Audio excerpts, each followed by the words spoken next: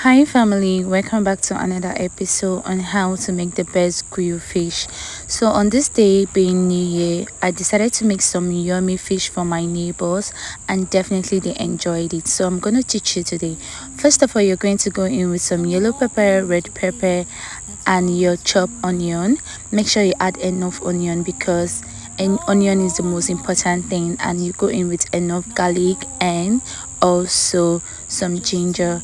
You're gonna blend this with some vegetable oil until you have this smooth paste, and once you have this, you're gonna season it up with some seasoning cube. And after doing that, after adding your seasoning cube, you're gonna stir this properly well. Okay, so of course, the reason why you have to do this very well, if you follow the method that I am using here, your grilled fish is going to come out looking very yummy and very tasty.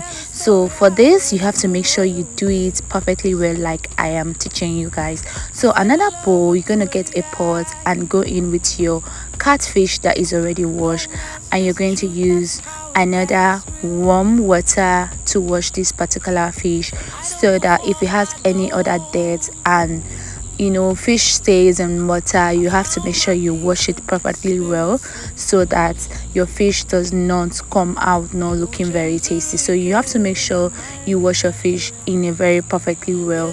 So now I am done washing my fish. I'm going to go in with my vegetables. We have some carrots, we have some onion, we have some yellow bell pepper, and we also have some red bell pepper. So the reason why you need to add all your vegetables is because of course we want your fish to taste very yummy and also come out looking delicious. So I'm going to chop my onion, and the reason why I'm chopping my onion is because we need to add that onion and also chop my green bell pepper. Okay, so of course green bell pepper is obviously very important, and the red bell pepper is also important, and your yellow bell pepper is also very important, just to garnish and also give your fish that vegetable look that you obviously want. You don't want your fish coming out looking so dry, no vegetable on them. So this is the essence why you need to add all these amazing delicious vegetables that I am trying to do. So first of all, you have to chop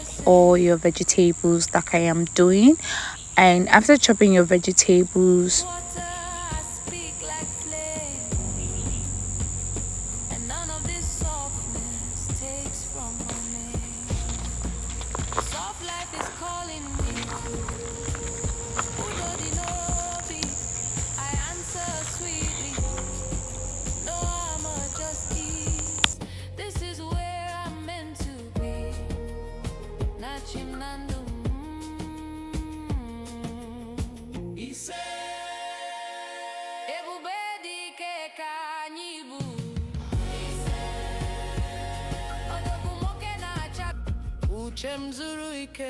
my mind is at rest. This version of me, I love him best.